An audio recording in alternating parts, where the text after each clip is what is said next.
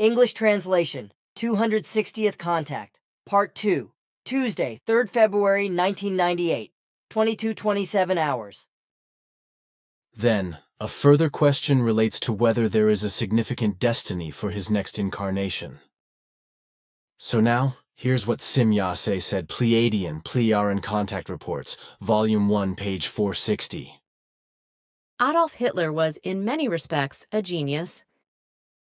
His knowledge ranged from a variety of areas of art and technology, concerning a variety of sciences, up to the use of the power of suggestion. In his internal form, he was an incarnate life form of very good values. Nevertheless, he was not a man of highly developed spirit, but rather a man of intellect and reason, who was destined to lead the overall earthly politics and economy, as well as all nations, in a certain positive direction, in order to create a peaceful, united world and earth humanity. For this purpose, he was educated and incarnated at his place. He was destined to give a new style to the earth through a positive and enforced nonviolence, and to initiate new forms of development. This was very strictly controlled and monitored. But ultimately, all efforts were in vain, and he was unable to fulfill his task in the manner that it was provided. Through the leaders of the Thule Society at that time, as well as through their clairvoyant, Hanussen per ear, the Giza intelligences succeeded in taking possession of Adolf Hitler's being, and in misusing him for their dark and malicious purposes, without him being able to defend himself against them, for a delusion-related lust for power flared up inside of him. In addition to this endeavor, still innumerable forces were manipulated in the form of the Earth humans who succumbed to the Giza intelligences in their consciousnesses and who were placed into his closest range, whose influence he also could not oppose. Thus, he was soon compelled to act against his own determinations and to do things that did not correspond to his destiny. At that time, Simyase was not allowed to say more, she explained. But maybe it is different today, such that I might learn something more from you? You once said before that Adolf Hitler also had, or just would have had, the task of creating a united Earth world. That was actually so, that is correct. The path that he then took, however, even with terror and war, was absolutely wrong and was neither in his destiny, nor in any guidelines assigned to him, nor even in our interests. The reason for his wrongly chosen path developed quite early on, when he secretly came in contact with the Thule Society of that time, in consequence of which he also came in contact with Hermann Steinschneider, who also belonged to the Thule Society and supported its unfair goals, and who called himself the clairvoyant Erich John Hanussen. Steinschneider, that is to say Hanussen, moved in all circles of major Nazi figures, among whom he had many clients, so even also Adolf Hitler, who became enslaved to him, and indeed, even before he seized the leadership for himself. Steinschneider Hanussen emerged as a middleman between the Thule Society and Hitler, and, so to speak, directed Adolf Hitler according to the Thule Society's leader's will. The efforts of the leaders at that time of the Thule Society went out for the attainment of world domination. Consequently, already very early on, they allowed Steinschneider to influence and shape Hitler in this direction, by what means this then began, in accordance with their will, with terror and murder, to trigger World War II in the end. At the same time, Steinschneider became ever more powerful in the course of time, with respect to his domination over Adolf Hitler, which did not appeal to various people who were against Hitler and his machinations. The consequence of this was that they had Steinschneider alias Hanussen murdered in 1933, but this did not change Hitler's attitude and course. Consequently, he morphed more and more into a monster, as you would probably say. It is interesting to know that Adolf Hitler was born on 20/4/1889 in Braunau, Upper Austria, and Hermann Steinschneider, alias Erich Jan Hannessen, was born in Vienna, also in the year 1889. Thus both were Austrians. What is to be said further in relation to your question is that Adolf Hitler had already been instructed by our forces through telepathic impulses in his earliest youth, in terms of his determinations and guidelines, and indeed on an ongoing basis and at every place where he always stayed. Thus, he was also under constant control. At the same time, he learned a lot, and everything started off very well until he went to Vienna to enjoy an artistic education, at which he then failed, however. From that point in time, he rapidly fell more and more toward the negative and evil. Consequently, he soon fell outside of our control, and our telepathic impulse attempts remained fruitless. From then on, he not only developed an unhealthy ambition, but also an uncontrollable fanaticism as well as a hatred for all life, which he considered from his viewpoint as imperfect. From this, everything that resulted later from his thoughts and actions, and that brought millionfold misery across the earth, developed within a short time. And how should it be understood that he, by force, should give to the earth a new style and new forms of development? You never told us any more details about it. What must we think of this? Logically enforced nonviolence, which means in this case that he should have taken all humane possibilities into consideration in order to give weight to his destiny and to fulfill this. However, enforced nonviolence, in this sense, means that the necessary changes should be proclaimed and be implemented through weighty decrees in order to create the goal of world peace and a united Earth world through a truly peaceful mission. Acts of war were never taken into consideration because these are not only unlawful against creation, inhumane and destructive, but also promoting of hatred and against all reason. Thus, if there was talk of by force, then it was only in the sense of the enforced non-violence that should have rested in decrees and regulations that could be implemented peacefully. Nevertheless, Adolf Hitler ignored this and violated this guideline in the worst kind and wise. Consequently, immeasurable misery and millions of deaths came over the Earth humans. And that in no wise justified all his knowledge in various things. But what was basically the new style of the earth and the new forms of development that Dolphy should have brought? On the one hand, is world peace simply meant just by the new style? And on the other hand, are technology and medicine as well as consciousness related development meant by the new forms of development? You see the facts correctly, for it actually concerns these values. Here I once again have a question about the new Gulf crisis, in which the Americans excel, in order to persuade Saddam Hussein to give in, which they do with threats of bombardment, however, which is, in my opinion, perhaps the only language that the dictator understands.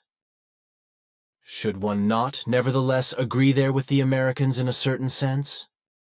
Saddam Hussein actually preserves inhumane, criminal plans and still secretly strives for a very dangerous, but not nuclear, chemical, and biological form of military armament, which should also be uncovered by the enforcement agencies stationed in the country, against which the dictator works vehemently, however. Thus, it must be said that Saddam Hussein and his underground secret armaments must be stopped. But this is not just the responsibility of the Americans, but an unavoidable necessity that must be solved in a multinational form, and thus not in a single-handed effort by the Americans. Thus, the action would be justified if it would be addressed multinationally. That is correct. Above all, it would also be necessary that the bordering nations contribute their part to it.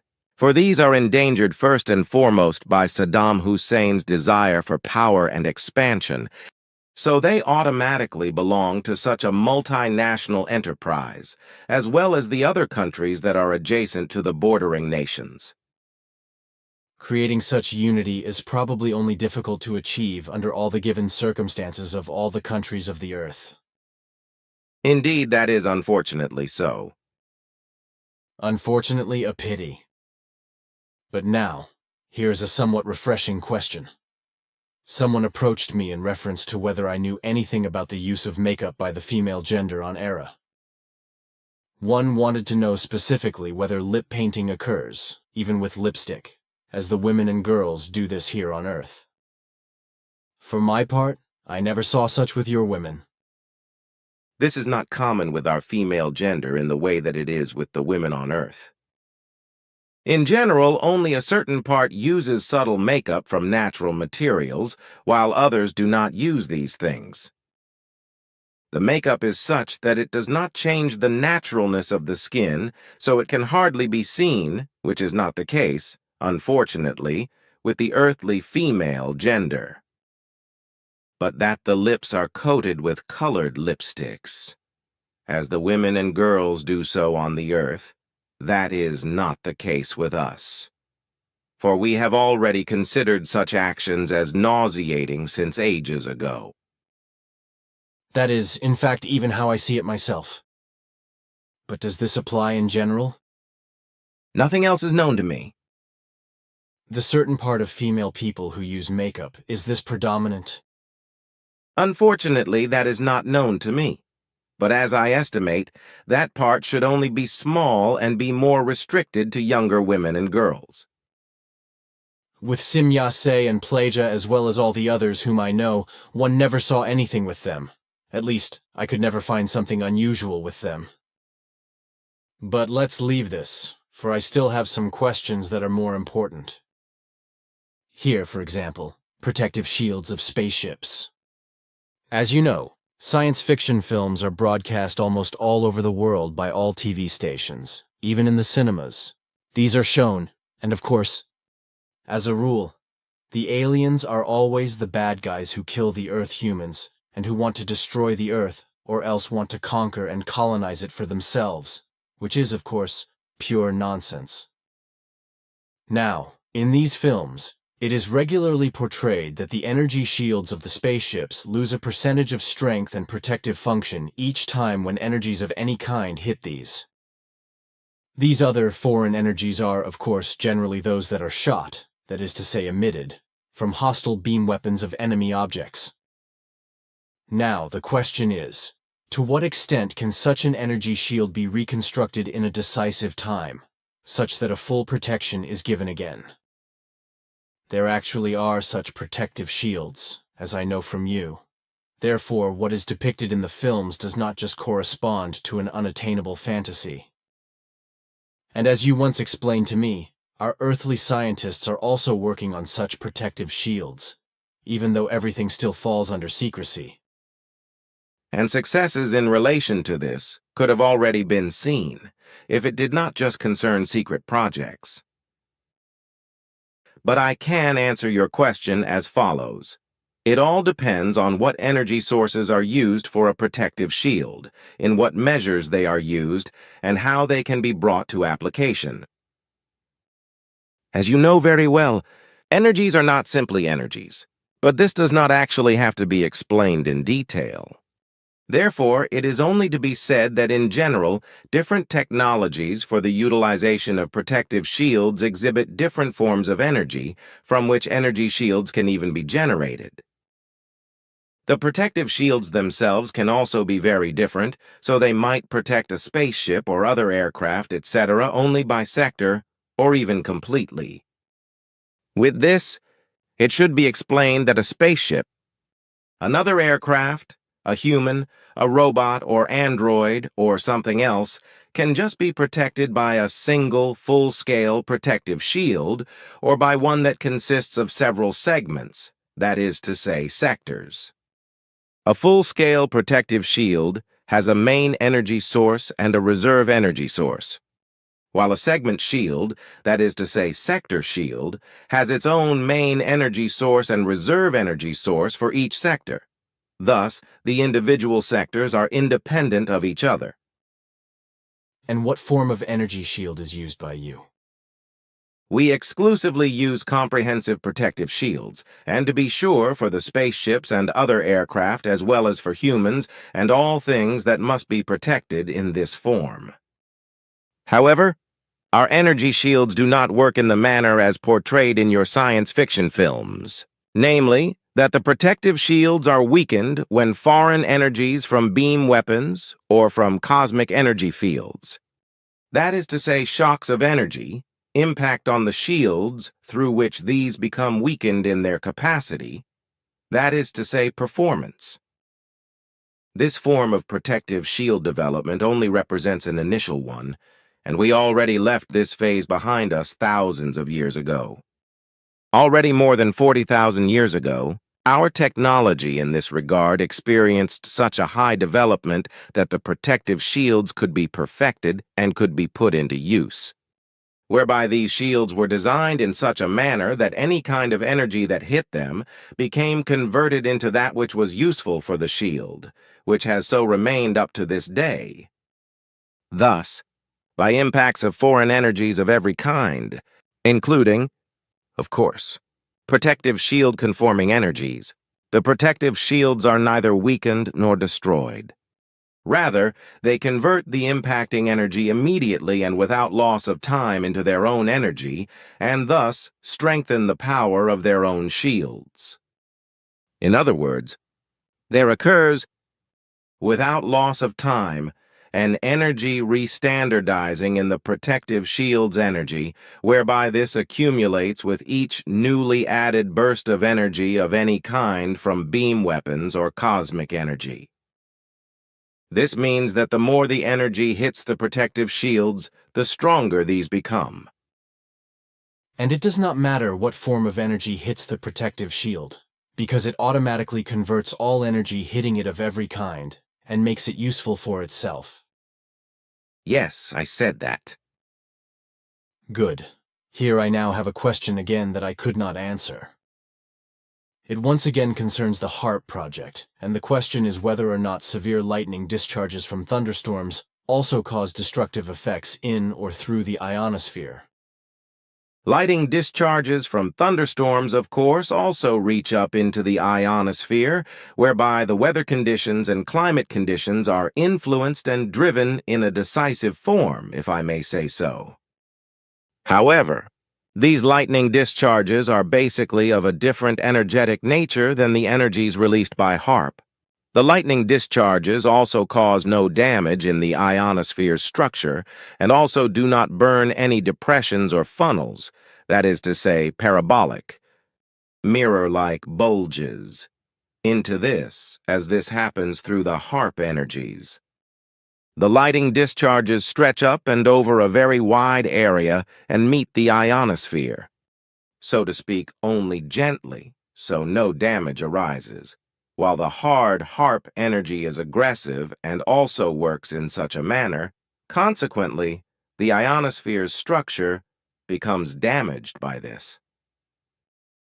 Of course, everything relating to this is denied by the authorities and is deliberately represented in a false manner, as it is also denied that the whole thing is not only to do with a scientific experiment, but rather a tremendously dangerous weapon system, with which the weather conditions and climate conditions can be influenced at will and, consequently, can be abused for purposes of war. And these are not just conjectures, but rather facts, with which the responsible persons have already flirted for a long time, and of which they are aware, in complete contrast to their fallacious assertions to the contrary. So, no comparisons at all can be drawn between the natural phenomena, like thunderstorm-based or otherwise nature-based lightning discharges, and the ionosphere-destroying HARP energies, even if these are tremendously much weaker than the million-fold lightning discharges. No, No comparisons can be made because completely different conditions, processes, as well as effects and consequences are given. And the responsible persons are aware of this?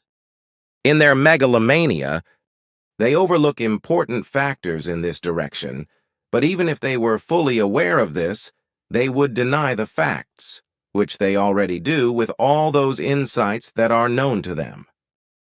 Consequently, they also callously deny the fact that a very large part of the natural disasters that have been taking place for a long time, such as volcanic eruptions, earthquakes, droughts, floods, and the various violent storms, are to be attributed all around the globe to their criminal machinations. This also includes the proliferating phenomenon El Niño, which degenerates more and more through their destructive activities.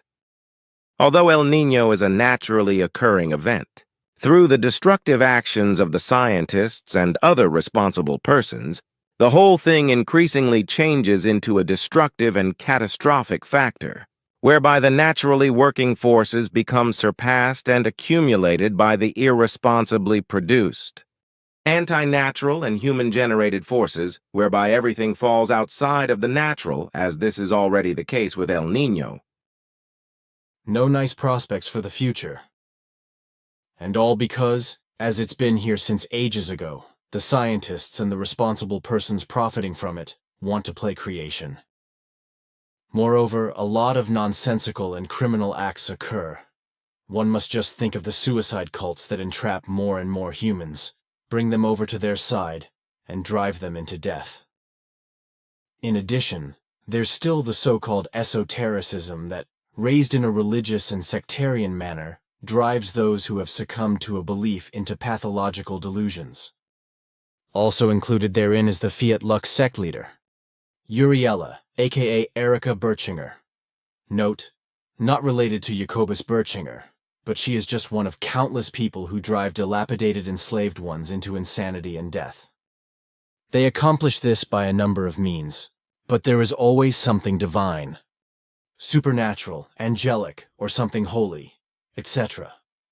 Behind it that, more closely observed, is nothing but utter nonsense, and as a rule, also horrendous and shameless profiteering lies behind it.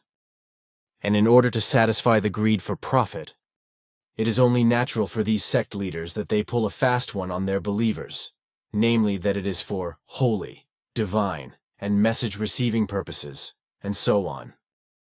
Goods, property, and fortune are swindled away, or else alleged cures are sold to the believing. Stupid sheep for good money, which are entirely good for nothing, and often only contain gruesome substances in water or alcohol, such as human or animal excrement and urine. Even shining water is often imposed on the believers for a lot of money. Water that is simply stirred once to the left or to the right, or that is treated with electromagnetic vibrations, etc., and is allegedly changed somehow. Such water is then usually advertised and traded as elevated water, which is supposed to help against various diseases or illnesses, etc., or simply improve the functioning of the whole metabolism and so on and so forth. What do you think of this? The whole thing is, of course, nonsense, which is also to be said with regard to the so-called elevated water. Water is, in fact, a very high quality, energy-carrying substance that does not experience a change through stirring or alleged elevating. Rather, it always remains in its original state, or else changes itself back immediately if a change could be made at all. Of course, it is to be said, ordinary water can be changed if certain other substances are added to it, which also applies to certain energies. However, the processes mentioned by you have no influence at all. Therefore, only deception lies behind everything. So to speak, an esoteric swindle, one might say, right? Certainly. A question about the 10,7,000-fold speed of light, which is the actual creational speed. I let this question be delivered to you by Florina. Is it possible that this is only the creational maximum speed in our universe? while, for example, the absolute absolutum has an even higher maximum speed. Actually, this would have to be so, but I cannot say it because I just do not know, and I do not want to tap into the memory bank for this. I, too, had to ask the High Council and the level Arahat Athersata about this, yet helplessness also prevailed there. But then came the acceptance that the highest possible creational speed known to us is not the actual speed limit, but that the absolute absolutum exceeds this speed by many times, which was then confirmed by the Patah Li level. Then I have here a question about genetic manipulation and cloning. What is going on with them on the Earth? In secret, there have not only been genetically altered and cloned animals for quite some time, but also humans, but this is very wisely concealed. And since the Earth humans have no information in this regard, they can make no outcry against it. If, for example, the anti-genetic engineering screamers and the anti-cloning screamers knew about the truth, then they would stand at the forefront.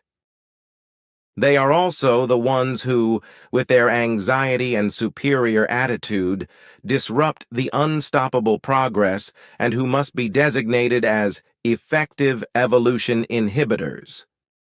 Although the progress is not stopped by the anti-propaganda and the nonsensical protesting screamers, it is considerably inhibited. Consequently, there will still be evils on the Earth for a long time that could be eliminated within the shortest time by a healthy and correctly controlled genetic engineering technology and cloning technology. This may well be said of the unfortunately necessary animal experiments, against which, in a general form, protest shouting prevails.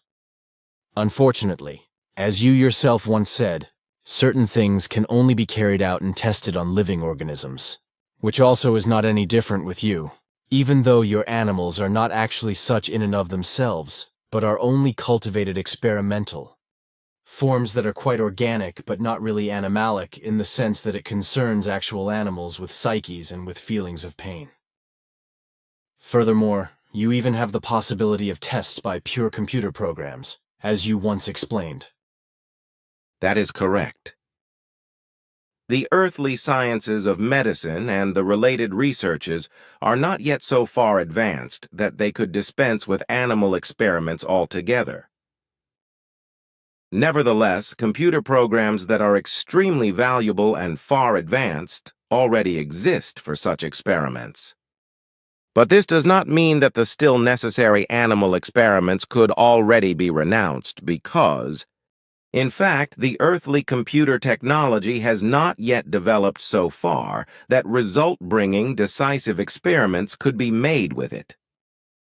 But even when the technology will one day be perfected to the highest, cultivated living test forms will still be essential, as this is also the case with our relevant medical science researches.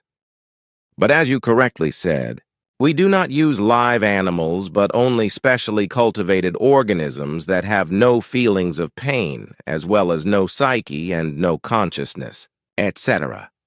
This form of medical research is extremely limited. However, and is only used when we discover life forms on foreign worlds that are unknown to us in every respect, and about which we, therefore, still have no medical knowledge. For medical research of all kinds, however, which concern our Playaran as well as all Federation worlds and, thus, also all their life forms of all kinds, we no longer depend on cultivating special organisms in order to be able to pursue the necessary investigations, for in this respect, our computer programs are fully sufficient. The next question I also sent to you via Florina, after which you told me that you would also have to ask about this. It is about the question of the absolute absolutum, whether this is not just the only one and whether other ones exist with this. In my view, the absolute absolutum is only a tiny pinprick in the absolute infinity. I came to this thought because my son Atlantis asked me if the absolute absolutum is actually the only one, and I responded to him that this certainly could not be the case. Then, in order to get closer to the bottom of this matter, I pondered about it for days until I had an epiphany, which helped me very much in my acceptance. But now, starting with the absolute absolutum, it must be the case that this does not exist in its form alone, but that in our seeming nothingness, that is to say non-space, several or even millions and billions or even infinitely many other absolute absolutums exist. But this is only possible if the absolute non-space, as we tend to call it without thinking, is nothing other than a development area of much higher forms of the absolutum. During my reflections, I then came to the notion that these, together with the form of the absolute absolutum known to us, must appear sevenfold, whereby the absolute absolutum is the lowest form and must be arranged or be embedded into a broader, higher absolute absolutum. For want of a better term, I would simply like to call this the ur absolutum, or the ur absolute absolutum. I then came to designate the highest form of the absolute absolutum as the actual being absolute absolutum. I made an inventory related to this. Absolute absolutum, or absolute absolutum, central absolute absolutum, creation absolute absolutum, super absolute absolutum, sohar absolute absolutum, being absolute absolutum. Accordingly, the first impulse for the creation of a creation universe should have come from the being absolute absolutum an inconceivably long time ago, from which the first creation universes developed, and then later all the other forms of creation and forms of the absolute absolutum continuously developed. Thus, the humanly inconceivable and incalculable length of time since the ur beginning of all beginnings is so enormous that it can no longer be grasped in figures or in other terms. Furthermore, I think, fully according to what I accept to have found out, that these 7 forms of the absolute absolutum are somehow comparable to the 7 human spiritual stages of development up to becoming one with the creation. So, for example, in the higher form of development, the absolute absolutum represents the lowest and most development-needy stage or level.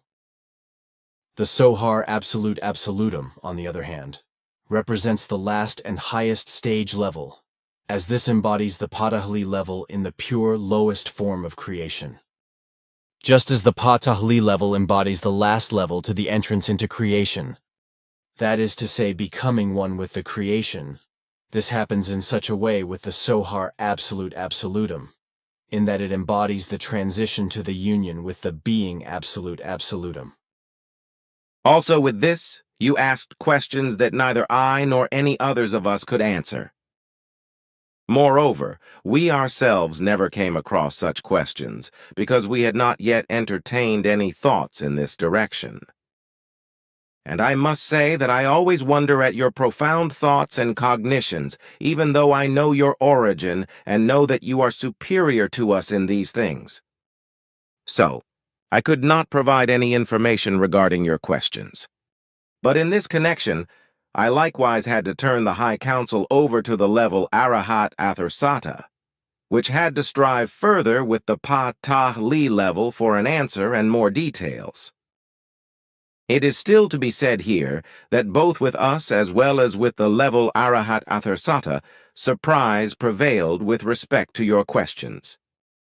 The Pa-Tah-Li level also revealed a certain surprise, as one assured me, but it gave an authoritative answer that matches very exactly with your proposal. Therefore, no further explanation must be given about it, which I also would not be in a position to do, as I must confess. Through your questions, I and our scientists attained many new cognitions that help us in our research. Then, nevertheless, my efforts did have a deeper sense. But I still must think further about very much regarding all this. Then another question. Even the human beings of your worlds and your federated allies certainly are not so perfect in terms of their organs and bodies. Therefore, surely health or rather physical injuries can come to light. Or am I wrong there? Our medical knowledge and possibilities are so developed that we no longer know diseases. Of course I know that. You explained this to me sufficiently. I also do not mean that some diseases can still appear. Rather, I am coming from the perspective that, for example, there can be accidents and the like, by which health, or rather physical injuries can appear. Now I understand. Of course, accidents cannot be avoided, for in spite of all precautions of the people, such dismal events can occur over and over again. Good. Now we have brought it to a common denominator. My question about this is, how is a treatment or an intervention handled when, for example, a surgical intervention becomes necessary? Surgery is indeed a very bloody work, I think. Is it also still so bloodily maintained with you? Of course not, because we have long outgrown this bloody barbarism. With this, I naturally do not want to place the art of surgery of the earthly doctors in disapproval, for they still rely on these bloody methods. Yet also in this relation, a lot will change on the earth in the future. The beginning of this has already been made. Now, our technology relating to this is so far developed that we can avoid all bloody interventions. Our apparatuses and devices, etc., are designed in such a fashion that open surgical interventions no longer have to be made, for all manipulations in or on the body are carried out in a pure, vibration-related manner. Thus, internal or external wounds, as well as broken bones and torn blood vessels, can be closed, joined, and healed within seconds or a few minutes.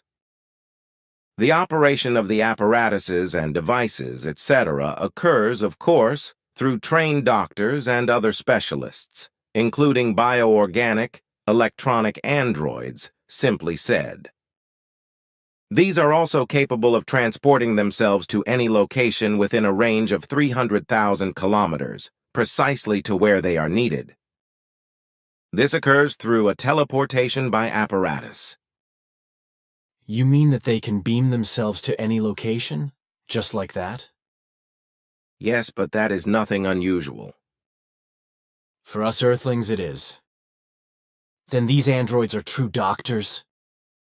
Certainly. With you, is anything also operated within the framework, as here on Earth with the so-called spiritual healing? No. In addition, I must also say that what is operated under this designation by many humans on Earth must be referred to as charlatanism. Of course, exceptions are given, but these are based on suggestion and self-healing. That should be well known, yes. Here, I now have a question in reference to the navigation technology of your spaceships and other missiles or robots and machines, etc. Everything is equipped with feeling circuits, which work just like futuristic armatures and switchgears. It only very rarely happens, however, that you carry out any manipulations with these, even though everything is geared toward the fact that, absolutely, a manual operation can take place. As you have explained to me, but also often demonstrated, all navigation manipulations occur through pure thought impulses. That is correct. You explained to me that with you, no spaceship technology or other missile technology exists that is not navigated by thought impulses, even though everything also always allows a manual navigation. As I already said, that is correct. Of course, that is not what I am getting to. Rather, the question relates to whether on the Earth, such navigation possibilities are already being worked on. Unfortunately, I had to ask the question somewhat in detail for the better understanding of the later readers of this report. Both in the earthly aerospace technology and automotive technology, it is being worked on very strictly in this direction, and indeed with very good results. And these are, of course, still very far removed from our achievements. In this regard, the first successes of the earthly scientists may nevertheless be seen. And where is this technology being worked on? I already said that. In the aerospace and automotive technology, of course, also in the weapons technology and robotics technology, etc. With where, I actually meant specific locations. That partially falls under military secrecy, so in accordance with our directives, I may not specify. I nearly imagined such a thing.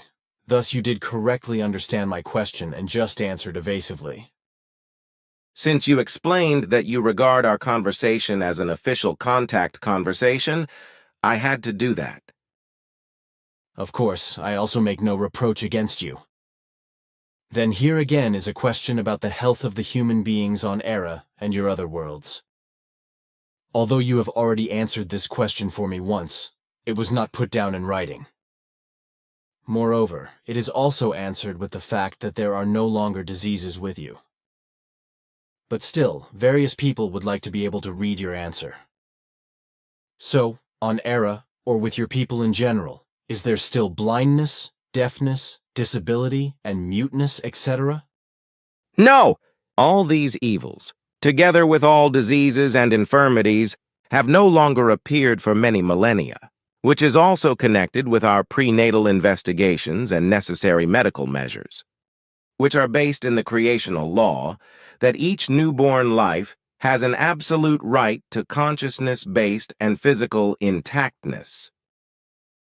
My next question, Yeti, Bigfoot, and Sasquatch. These are three beings of which there is talk over and over again. For quite some time, there has particularly been talk again about the Sasquatch being in Florida's swamps in the Everglades. Again and again, people appear in public who claim that they would have observed such prehistoric human beings. Can one believe these statements? Some statements are actually true, others are based on deceit, and still others are based on making oneself important or on simple fibbing. Nevertheless, there is no doubt that these beings still actually exist. You have clarified this? It would not be right to say that there is no doubt in the existence of the beings if we did not have exact knowledge in this regard. Of course not. Now a question about domestic animals. With you, it is not customary, and, thus, it also is not common that animals are kept in the human living spaces, such as dogs, cats, birds, snakes, crocodiles, fish, ferrets, tame mice and rats, rabbits and guinea pigs, as well as hamsters and so on and so forth, which you have already often explained. However, here on the Earth, it is quite common, and particularly the meat-eating pets, like even dogs and cats primarily, should be predominant and the weightiest. All these animals, which are usually only kept for joy or amusement, etc., eat enormous mountains of food each year. One just thinks of the meat that is consumed worldwide by these house dogs and house cats. It is really a shame when one considers that each year, for these house critters that are actually useless and also illness-spreading, many millions of cows, horses, rabbits, pigs, and other animals, like also fowls of all kinds, are slaughtered. Is this actually answerable? No, quite decidedly not. The whole behavior in this regard is not just criminal, but also inhumane. And this applies both to the keeping of house pets as well as to the form of food procurement for these animals. Good, that should be clear. Then here's the next question. The moon's distance from the Earth and the moon's orbit are both actually stable. No, both are not the case. Neither the moon orbit nor the moon's distance is stable because the moon drifts several centimeters a year off into space. So one day, though still in the distant future, it will free itself from its orbit and shoot out into free space. Through its drifting away, the natural conditions and climate conditions on Earth, as well as the living conditions of all earthly life forms, change. Then probably also the tides of the oceans will necessarily change, because these are indeed dependent on the gravity of the moon. Of course.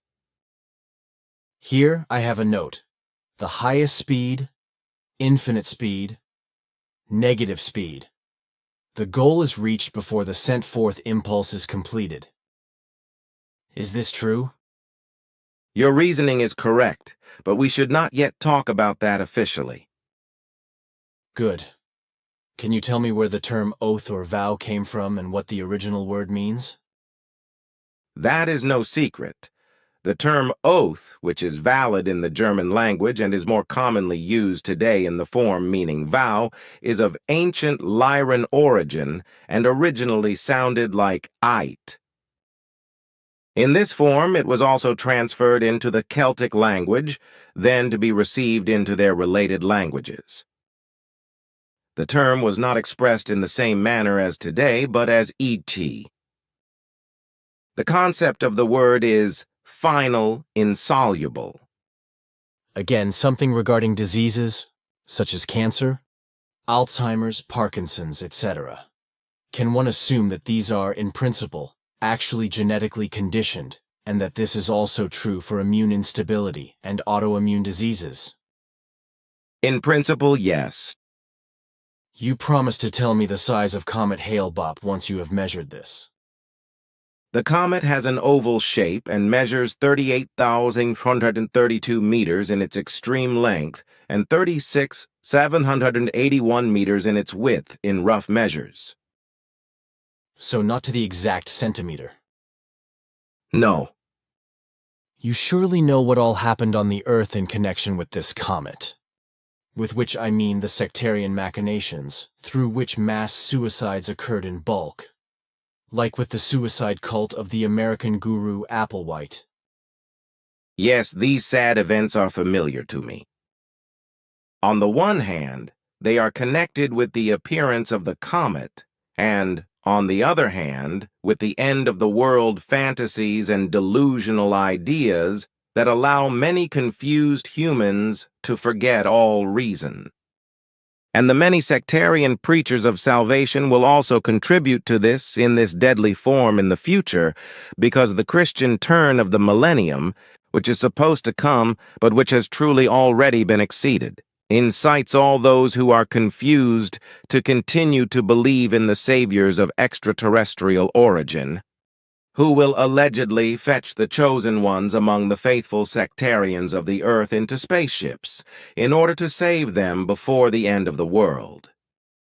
And since these allegedly extraterrestrial saviors should be of a spiritual nature and should be beings of light, etc., whom one should only be able to approach as a spiritual form, the slogan applies that the human must rid himself or herself of their material body through suicide, so that their spirit form or soul can be taken up by the alleged luminous saviors into their spaceships. This is actually the basic, sick thought of the cult leaders and their followers. That is certainly so. And that the cults and their believers increase more and more in this respect. This proves itself every day. Just think of the Solar Templars, who already organized a mass suicide twice among their members. And many suicides were committed and continue to be committed by individuals, of whom it is not known that they deprived themselves or robbed themselves of their lives for the same reasons. The number of such humans is very large, but they usually take their secrets to the grave. And unfortunately, this insanity and mental deficiency will still increase. That will, with certainty, be so. Look, here I have some newspaper clippings that I collected regarding the Hale-Bopp suicide drama in the USA, if you want to see them. Thanks. I would gladly like to look at them briefly. These are really very terrible and unfortunate events, and as I already said, such will still increase. My thoughts now turn again to the absolute absolutum, as I simply name these according to my own terms. Nevertheless, this naming surely does not apply, but you have not corrected me in this connection. There was no reason for a correction because, as I was informed, you are free to name the different levels according to your understanding. The reason for this, as was explained to me, is because on the one hand, your names are appropriate for the different forms of the absolute absolutum, in relation to the existence and effective facts, and on the other hand, with this, you can explain everything related to the teaching in your own terms. Thus, you can retain the names in the form that you have just made and created them, That should be fine for me because I have actually had such deep thoughts about everything and, thus, have also connected the various terms with certain effects and existences, which I can now pursue further, since I know that my acceptances correspond to reality. Here. However, I have to ask something else. Tanning beds. A lot of advertising is constantly made about the tanning bed business, and it is maintained that the use of tanning beds is healthy and harmless. You and Ketzel, however, once said something else. What must one now actually think of tanning beds or of letting oneself be irradiated? The assertion that the use of tanning beds and letting oneself be irradiated are healthy and safe is not only wrong, but also life-threatening, even if this seems implausible to the Earth humans on the first impression. Tanning beds produce increased UVA rays that, on the one hand, make one addicted and, therefore, dependent, and, on the other hand, penetrate deep into the skin and into the body, making this and the organs damaged from within with a lasting effect and causing internal tumors, etc., such as, above all, cancer. However, the likewise active UVB rays, as these are also released by the sun's rays, work in another way and are limited in their effect to the outer layers of skin, on and in which they cause sunburn and skin cancer. But unfortunately, all this is not yet understood by the Earthlings. At least a very large part of the Earth humans is actually inconvincible in this respect, which is why very many must experience and get to know the effective evils of the solar radiation and tanning bed radiation on their own bodies, and often pay for it with their own lives. A very unfortunate and true statement. In addition, there are still other things on Earth and among the people that are very unfortunate. When I think, for example, of the last environmental conference that, so I think, took place in Japan, it can blow my top off. As usual, there was just a lot of chattering and nothing worth mentioning was achieved. Not to mention the implementation of decided matters, for in this regard there is usually just a bunch of big words. It's just important that all the conference participants eat and drink well, and can spend nice vacation days, and that's it then. And if some countries want to decide something useful, or even do so at all, then several others are against it, and are only willing to continue to destroy the Earth and its environment, as well as the possibilities of life for human and animal, as well as plant life, etc. With regard to environmental protection, conservation of nature, and the protection of animals and humans, they hold purely nothing at all. And in this connection, at the head of all this, like in so many other bad and negative things, are the Americans, who appeared at this conference as completely unreasonable, negative, and destructive once again, and who refused every assent to the positive. Not only in this regard, but also in many other things, America is an irresponsible and autocratic nation that, as you often say, walks over dead bodies, and this taken literally. Only to be regretted are all those American citizens who have a healthy form of thinking and who live without all the criminal and felonious activities and works, and who want to protect life, but who are shouted down and trampled underfoot by the predominant, negatively thinking mass. Although all of this also occurs in other countries, America is a solitary point in this respect among the would-be civilized countries. And of actual civilization, not much is to be noted and seen in this country. I just always regret those Americans who would gladly like to live a just life, and who always fight, unsuccessfully, for what can be observed very especially in each case with the anti-death penalty campaigns. Of course, just in relation to the death penalty, China is a solitary point, but one cannot yet designate this country, that is to say its legislation, as civilized, that it could be compared to other countries and legislations. In contrast, one would have to expect a lot more from America, but unfortunately, that is not the case. Regarding this country, and a large part of its population, we simply cannot get around taking up negative aspects again and again and, unfortunately, having to talk about such.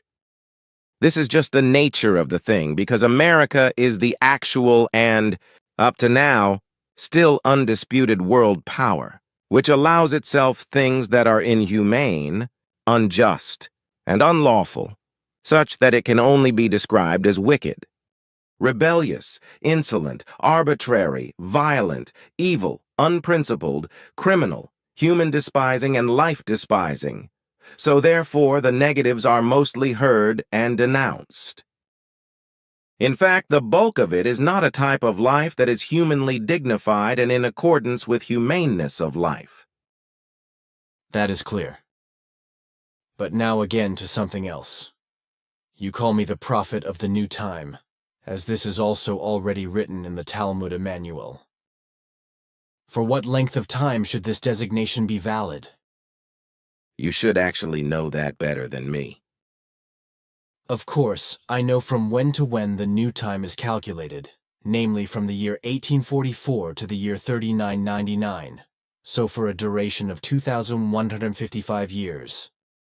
However, this is not about my confirmation, but rather yours. For someone asked this question specifically in the form that I should ask you, so that you give an answer that should then be written in the contact report. I understand. It is illogical, to be sure, because your word is much more authoritative than mine in these and many other interests. But in order not to cause disappointment, I just want to and can confirm your explanation. The new time begins with the year 1844 and ends with the year 3999. And in this respect, this must be calculated in accordance with the existing, wrong post-Christian calendar. In truth, the new time begins using the right Christian era with a threefold value, and thus in the year 1839. But because the wrong Christian time calculations have been valid here since time immemorial, everything is determined, calculated, and arranged in accordance with these. With which you, of course, also rectify these interests. Once again, something about Yetis, Bigfoots, and Sasquatches. For Sasquatch and Bigfoot, there is also the designation Gigantopithecus. Also the name Almacopta, etc. is common, like also for the Yeti, which is also called Medocarmi. The question now is whether these are animals, or even, as I said about 20 minutes ago, original or early human life forms that survived in different places of the Earth. Your designation was right. These beings are not animals, but rather early human life forms, as we already explained to you before. Of course. The question should, indeed, only serve to ensure that the answer is held in writing once.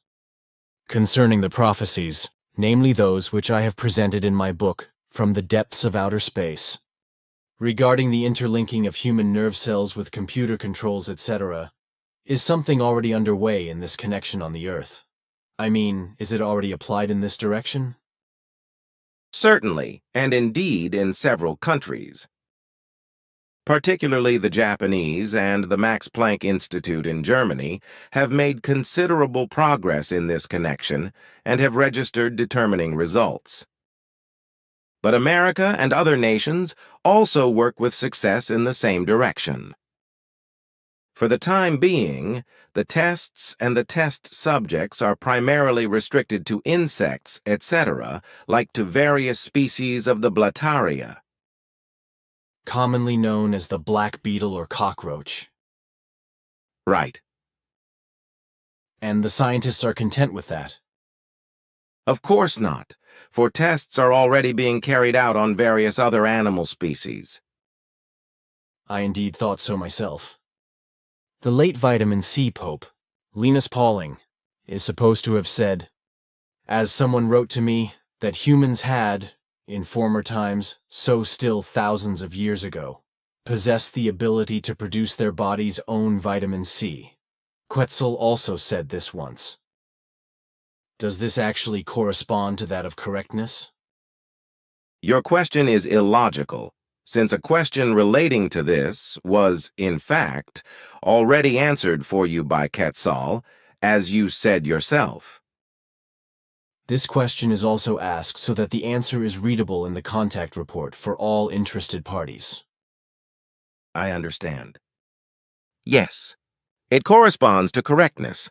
The Earth humans had the ability to produce their body's own vitamin C. However, through de-evolutionary circumstances affecting their bodies, this ability was gradually lost. Consequently, in the bodies of modern humans, only minute traces of this vitamin are produced, although 14 milligrams per 1 kilogram of body weight are needed each day. Since this production is largely absent, however, the necessary amount of vitamin C must be supplied to the body from the outside. Normally, this would have to happen via food, which is now no longer possible, however, due to the overall change in the food, including the fruits and vegetables, which is why artificial vitamin C must be brought in. Many doctors and vitamin opponents, etc., deny this, however. They are all completely delusional and cause a lot of harm with it. I know, since I follow your instructions with the multivitamins, trace elements, and minerals, and take the daily minimum of 14 milligrams of vitamin C per kilogram of body weight. And since then, it has been getting better with my health, and indeed, quite immensely, so I can now actually no longer complain about a lack of health. But here I now have, for the time being, the last question, which refers to the Aztecs. So much is spoken and written of them, and in many things, I hear the exact opposite of what Meier and Quetzal explained to me. In particular, the human sacrifices among the Aztecs as well as the Mayas and Incas are denied again and again. It is amazing that this assertion holds so persistently, that they would not have offered human sacrifices. These kinds of assertions contradict every reality because all of these peoples carried out human sacrifices, and indeed, both in a religious as well as punishment-exercising sense. The Mayas were an advanced Indian cultural people in Central America. However, they also were not disposed very humanely. The Incas were an Indian aristocracy and ruling class in Peru, who even carried out cruel child sacrifices, and the Aztecs were an Indian tribe in Mexico, who also sacrificed humans, if I am not mistaken. You are not mistaken. How does it happen, however, that these human sacrifices are denied over and over again? Is there a plausible explanation for it? The reason is probably to be found in the fact that so far, there still is not any concrete evidence of human sacrifices among these people. That is, such has not yet been found, but this will still arise in the foreseeable future with certainty. The present lack of evidence says nothing at all, for human sacrifices did in fact take place. Findings and signs that suggest that human sacrifices took place are, so far, only unsatisfactory, but they are actually there. Connections also exist that arose by intruders who invaded the peoples mentioned and carried out human sacrifices, but this in no wise excludes the self-conducted human sacrifices of the peoples mentioned. With that, I have actually asked all questions and received answers, so we can now move on to the private part of our conversation, if you still have some time. Already at the beginning of our conversation, I said that today, I have a little more time available than what is otherwise the case. Then I would still just like to confront you with 5 purely private questions, which I submitted to Florina regarding some group members, and thus laid on you. Of course, but the relevant answers are not very extensive because the time has become somewhat tight for me. So you know what questions I mean. Of course. Good. Non-extensive answers are also sufficient for me, I think. Moreover, the questions also are not such that they would require an extensive answer. So then... One moment, one more question. One has asked me, By what means does schizophrenia originate, concerning which I knew no answer? Can you briefly tell me what I should answer? Schizophrenia is an illness of an overproduction of the substance dopamine in the brain, by which this is overloaded and damaged by the substance. The increased harmful appearance of dopamine is often genetically conditioned, which also means that the illness is hereditary.